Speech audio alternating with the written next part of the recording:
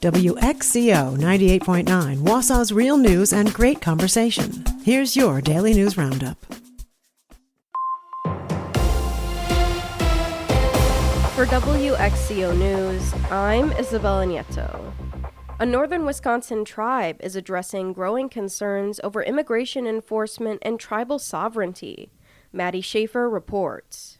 The Bad River Band of Lake Superior, Chippewa held a community forum Monday night after recent reports of immigration and customs enforcement activity on the reservation. According to the Wisconsin Examiner, tribal leaders have raised alarms after reports that Native Americans were picked up or questioned by ICE during enforcement operations in the Twin Cities. Tribal chairwoman Liz Arbuckle spoke about the stress the community is facing. It's unnerving. We've seen Native people picked up in Minneapolis. We've heard those stories. We've seen those stories. So we are unnerved. So a little extra preparedness, thoughtfulness, kindness, it won't go amiss. That's for sure. Leaders urged members to carry tribal enrollment ID along with a photo ID. Arbuckle says that tribal IDs are free for enrolled Bad River members and can be updated if needed. Other tribes may also offer similar services. They also highlighted statewide resources such as the Native American Rights Fund, the ACLU of Wisconsin, and Legal Action Wisconsin, which can help tribal members understand their rights and create personal safety plans. State Representative Angela Stroud of the 73rd Assembly District spoke about ICE activity across the region. It's targeting urban areas, but it's not limited to urban areas. Rural areas are also being affected. And so it's not that we know they're going to come, but we need to be prepared because it's happening throughout our region, even if it's focused on Minnesota right now. Several tribes, including Bad River, Lakota, Oneida, and Ho-Chunk, are notifying members that agents cannot enter a home without a judicially signed warrant. Wisconsin tribes are issuing guidance on documenting encounters, accessing legal help, and creating personal safety plans. Eau Claire officials gathered at the newly opened Downtown Transfer Center on Wednesday to celebrate Transit Equity Day.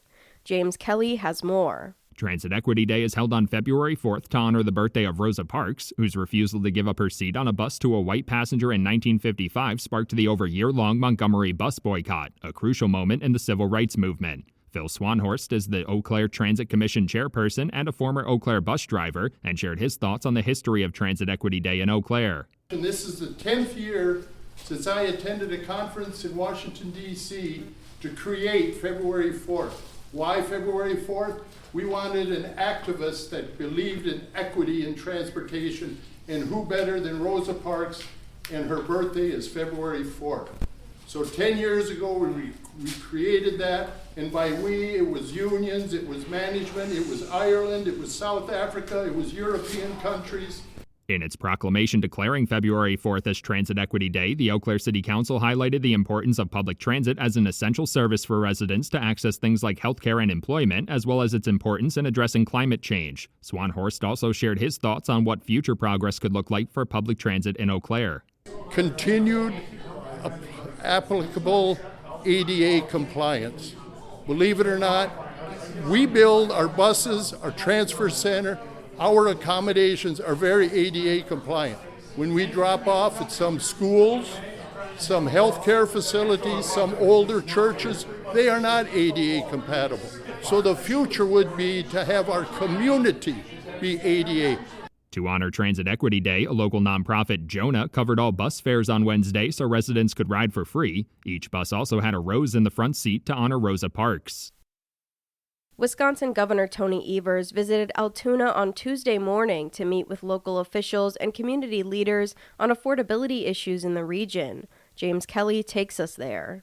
The roundtable at the Altoona City Hall covered a wide range of topics, most notably the state of affordable housing and the increased costs for health care and child care. Following the discussion, Governor Evers said he'd like to use part of the state's budget surplus to increase funding for local governments and schools to prevent even more property tax increases. Can the state play a role? Absolutely. We've got a bit of a surplus, and we're hoping to be able to increase funding for our municipalities and our counties and our schools so that property taxes can go down instead of up, or at least stay the same, and I think people would be in a much better place.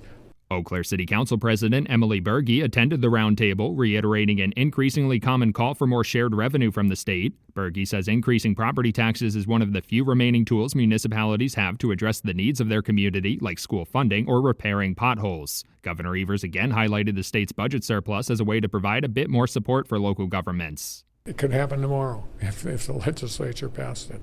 We have $16 billion.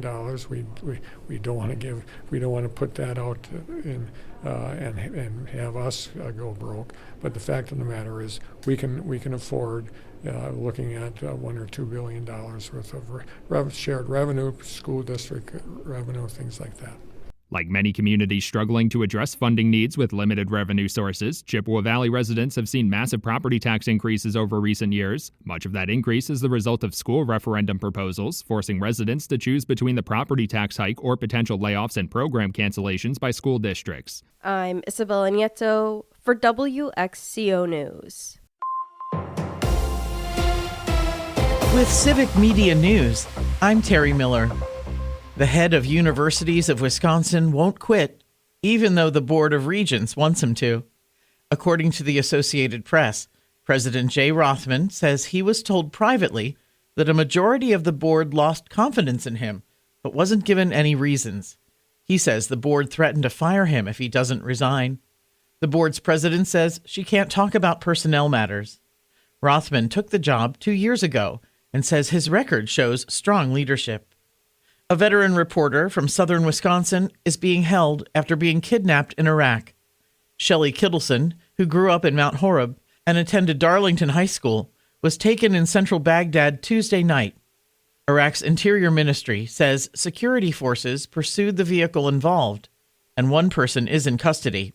Kittleson's mother says Shelley had sent a message and photo Monday saying that she was okay. The State Department says they warned Kittleson about the kidnapping threat. And we're still trying to go through all those bills the governor signed and shot down recently. Governor Tony Evers vetoed one law that would have let employers consider pending non-criminal charges when making hiring or firing decisions. Evers said the proposal could unfairly punish people based on accusations that haven't been proven.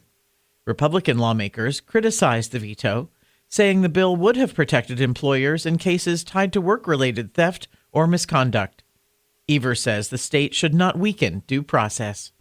More than 100 Wisconsin educators are being honored this year by the Herb Cole Educational Foundation. The group is giving out over $1.4 million in awards statewide. Each of the 100 teachers and 15 principals will get $6,000, and their schools will get the same amount. More news is available at civicmedia.us.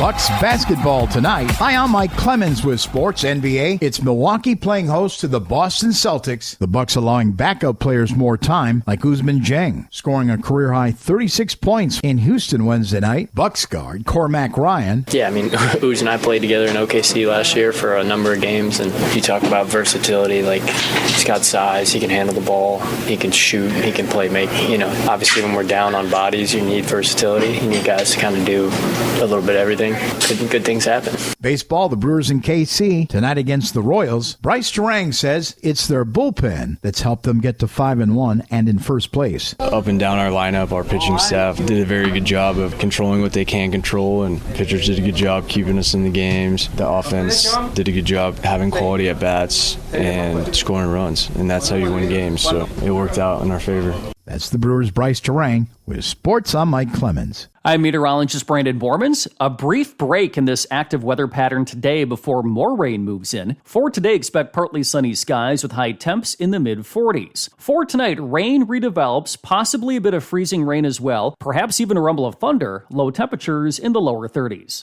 That's your Wausau News Roundup from WXCO. Find more news anytime at WXCO.FM.